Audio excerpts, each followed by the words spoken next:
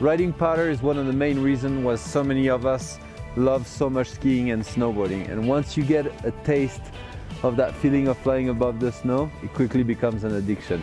So today we're gonna go through all the steps to get your first powder turns so that you can get hooked as well.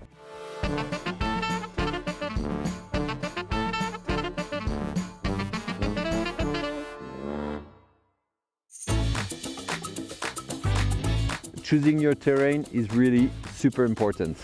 Of course, you're gonna start next to the slopes.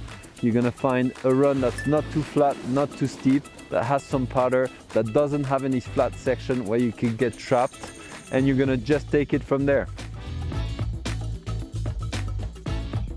So at the beginning, you're gonna try to be leaning back so that you can get your nose to stick out of the snow. But the more speed you're gonna get, the more you're going to be able to have your weight centered on your skis or on your board, and the more you're gonna feel that it becomes easy to turn.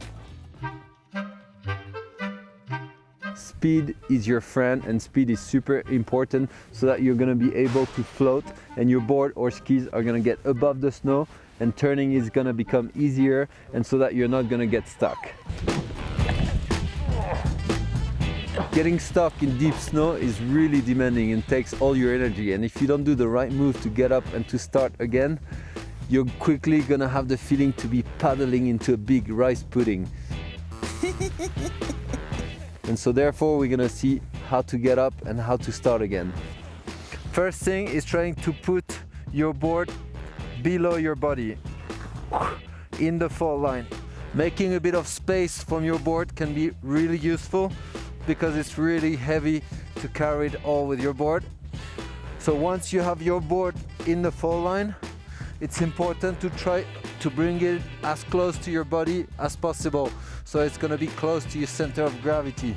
And then using one hand and rolling around. I prefer my back hand because then it's going to help me to lift my nose, and then hip wiggle it.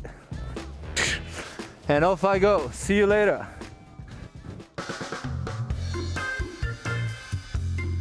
When you ride powder, you're gonna wanna have a free ride board or free ride skis as much as you can, which means having a bit more surface on the nose than on the tail, more surface than normal skis or boards. You're gonna wanna have a bit of setback, which means having your bindings a bit set backwards so that your nose sticks out. Then helmet is quite mandatory when you ride POW because there could easily be a lot of rocks sticking around. Once you experience your first POW spray, you're gonna see that a lot of snow comes in your neck, so a neck warmer is really crucial. Getting stuck in powder means having a lot of snow coming in between your pants and your jackets.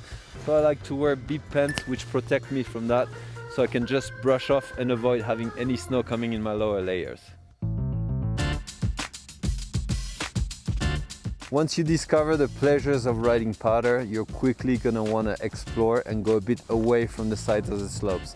And therefore, you're gonna need all the Avalanche gear that is recommended. So transceiver, backpack, shovel, probe, emergency device. Go and check our previous episodes on how to use a transceiver or how to react in case of an avalanche.